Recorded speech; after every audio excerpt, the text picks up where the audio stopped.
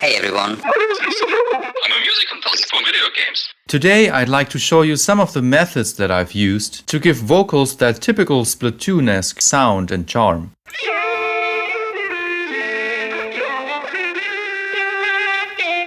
As you may or may not know, I've written a bunch of Splatoon-inspired music myself. Sometimes for people who specifically hired me to write music for their splatbands.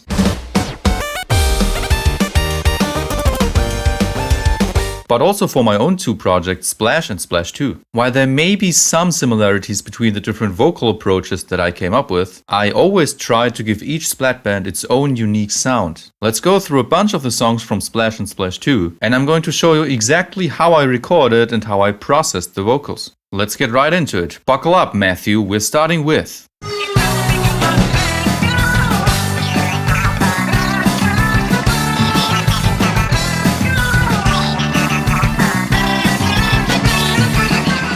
There are two different voices and thus two different vocal approaches that I've used for Turf Twins. I've actually already made a video on how I made one of the two voices in the past. So let's quickly go over that again as well. Let's start with the voice that you can slightly hear on your left ear. First, here is how it sounds like without any sort of processing. It's basically just me using my head voice. It's time to make a money, let's go! Let's have some fun! Here on the right you can see all the different effects that I added to this voice to give it that Splatoon-esque charm. First I added an equalizer. I got rid of the entire low end and I also got rid of most of the high end. Furthermore, I decided to boost some of the mids a little. This seems to be roughly around 5,000 to 6,000 Hz. It's time to make a money, let's go! Let's have some fun! Next, I added another equalizer with a so-called peak that is rapidly moving down and up again. Now, how did I do that? I'm always using the highest band, so the 7th one. So you go down to the 7th band here, you right-click and you go to Create Automation Clip. Right underneath the recorded vocals, you can see the automation clip. Now, this certainly needs some experimentation, some trial and error until you find exactly the kind of sound you're looking for. It's time to make a money, let's go! Let's have some fun! Next, I added a tiny little bit of ring modulation. And by tiny little bit, I mean tiny little bit. This may look like a small change, but I'd say this is 50% of the sound. It's time to make a money, let's go! Let's have some fun! After that, I added a plugin that has some sort of auto-tune feature in it. In case you want to use this very plugin, these are the exact settings that I used. It's time to make a money, let's go! Let's have some fun! The next thing I did was add a little bit of bit crush, just to make it sound a little more artificial overall. It's time to make a money, let's go! Let's have some fun! The next step is probably the most important one for all different kinds of Splatoon-esque vocals in my opinion, and that is compression. What does compression do? Compression basically means taking the parts that might be a little bit too loud and turning them down, while at the same time taking the parts that might be a little too quiet and turning them up. So you're basically squeezing, you're squishing the sound a little. It's time to make a money, let's go! Let's have some fun! The next step, adding delay, is definitely an optional one. But adding a little bit of delay on the lead instrument, or in this case the lead vocals, usually helps bring them a little more into focus. It's time to make a money, let's go! Let's have some fun! And the final step is once again adding another EQ. Its main purpose is to basically get rid of all the low-end rumble that may have been introduced by using all these different plugins. It's time to make a money, let's go! Let's have some fun! Now let's talk about the second voice, the one that can be heard slightly on your right ear. The vocal processing is actually fairly similar to the other voice. One of the main differences is how I recorded this voice. Into a tafel. And let us have each other. You can probably hear how unnatural that sounds, and that is because I actually recorded it using a very low singing voice. Into a tough war. And then I pitched that up by an entire octave. As you can see on the right, the processing is almost identical. Into a tafel. One of the few changes is that I added a so-called frequency shifter. Now, what does a frequency shifter do? It's shifting frequencies. In this case, it's taking all the vocal material and shifting it down by 400 Hertz. This usually tends to sound fairly unnatural, if not even a little robotic. And together, they both sound like this. It's time to make a money, let's go.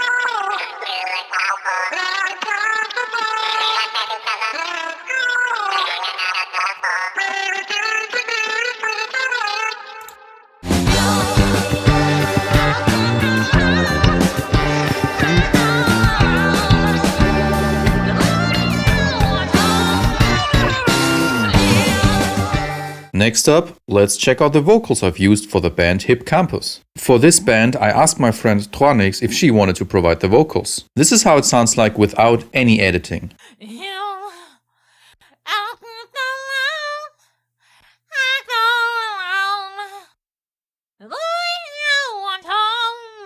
The vocal processing is actually fairly similar to the Turf Twins. There are a few subtle differences though. The first thing I did is add a teeny tiny little bit of gain. Gain just basically makes a recording louder. The next step was adding quite a bunch of auto-tune.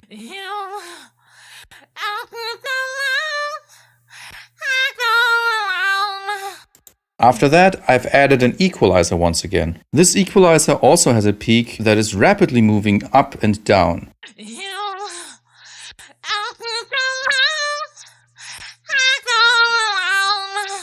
The next step is once again adding a tiny little bit of ring modulation.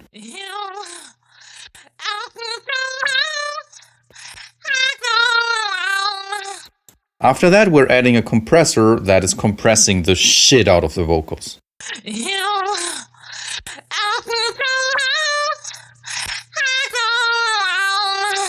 Believe it or not, but the next step is adding a little bit of distortion.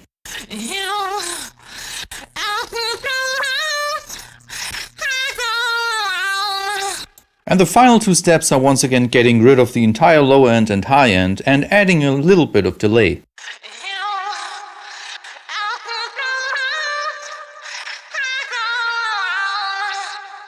The second voice that appears in Hip Campos sometimes is actually the same voice I used in Turf Twins. The processing is pretty much identical.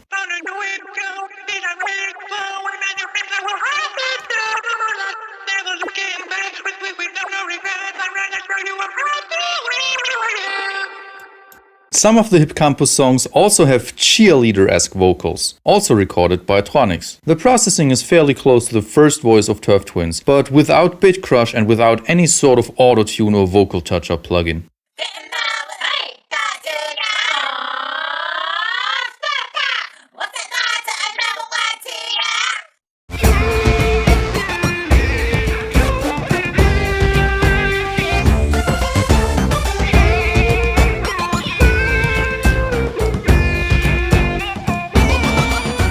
For both Turf Twins and Hip Campos, the vocal processing was fairly similar. Let's look at some other splat bands where the vocal approach was completely different. Just like Hip Campos, Ikari is a collaboration between me and Tronix. One of the voices is sung by me, the other one is sung by her. The processing for both our vocals is completely identical here for once. This is how my voice sounds like without any sort of processing.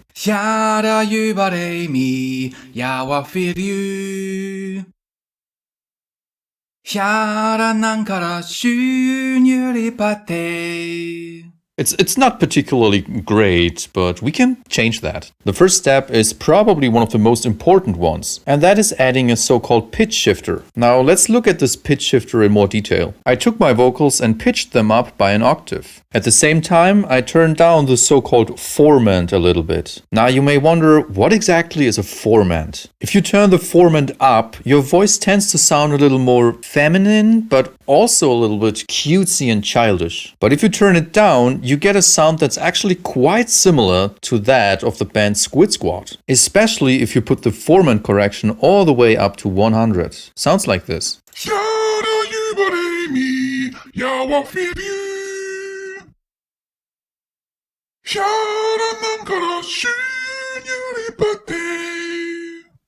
Next up, we're adding a frequency shifter. We're basically just taking all the frequencies and turning them up by 11 Hz, so next to nothing.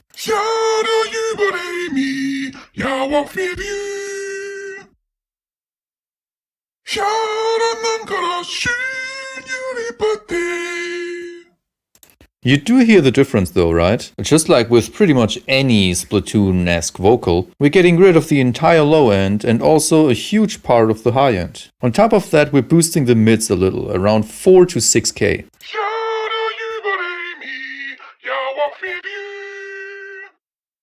Next up, let's add a bunch of autotune.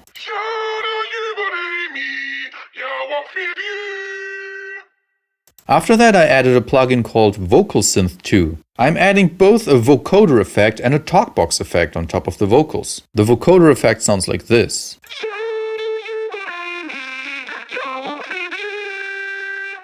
And now add a talkbox effect and you get this.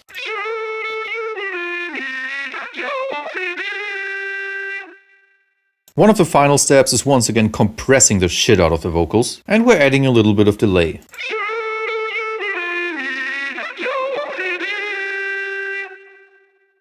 The vocal processing on the second voice is identical, and this is how they both sound like together.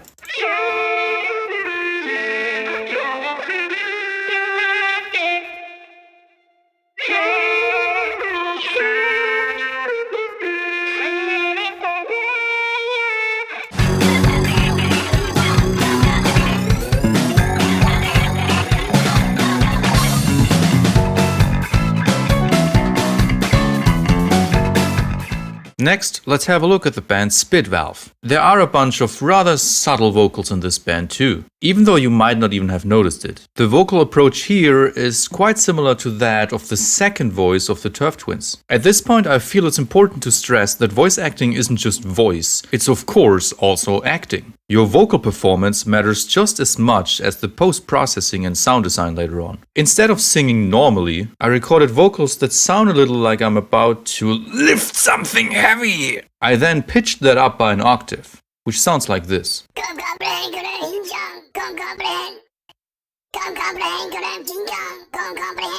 As always, we're getting rid of the entire low end and a huge part of the high end. There's also once again another EQ with a peak that is moving up and down rapidly. We're compressing the vocals, adding a bunch of autotune, a tiny little bit of ring modulation, a bunch of bit crush, and another EQ to once again get rid of all the low end artifacts that may have been added. For these specific vocals, I was trying to lean more into the grittiness, hence why I also added distortion. I also decided to add a so-called flanger effect. Sounds like this. And as always, the final optional step is adding delay.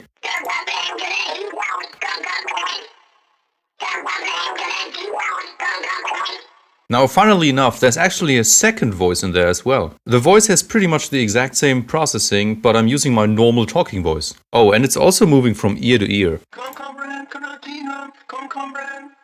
And together, the vocals sound like this.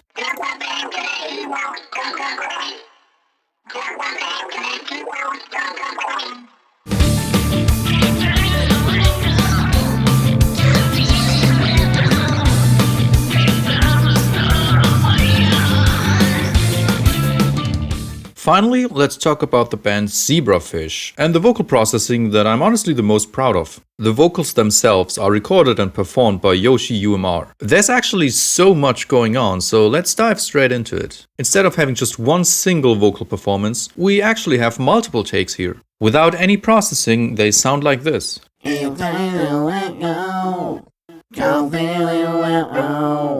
Here's exactly what I did for the first two recordings. Shouldn't be that surprising anymore, but I added an equalizer that's getting rid of the entire low end and most of the high end, while at the same time boosting the high mids a little.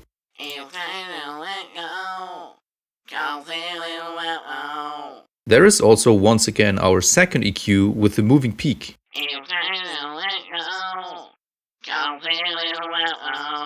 After that I added autotune again.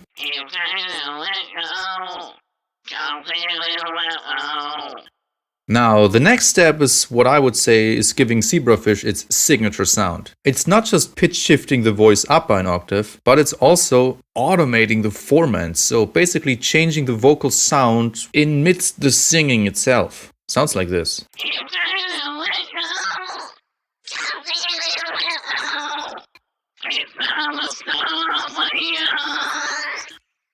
We also compress it, add a touch of delay, and get rid of all the additional low-end rumble.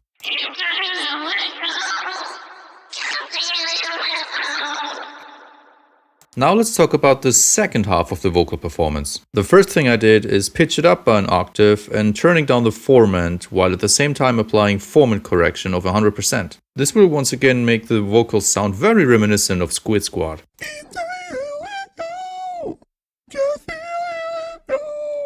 After that, we're doing a bunch of stuff you're probably expecting by now, which is getting rid of the low end, the high end, boosting the mids, adding some ring modulation, compressing the vocals, adding delay, and getting rid of the low end rumble.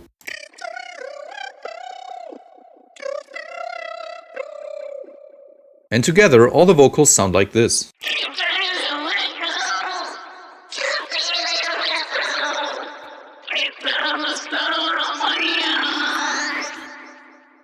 Thanks for watching. These were some of the main methods I used to make Woomy and Vimo vocals in a song. Let me know down in the comments below which of these vocal approaches you've liked the most. And please also let me know if you want me to make a video on how to make Splatoon-esque vocals standalone. For example, for voice acting or just in general for talking purposes. Also make sure to check out Splash and Splash 2 in case you haven't already. I actually still have a handful of signed Splash 2 CDs lying around here, if you want to get one step further supporting me and this channel. Thank you so much, and I'll see you all next time.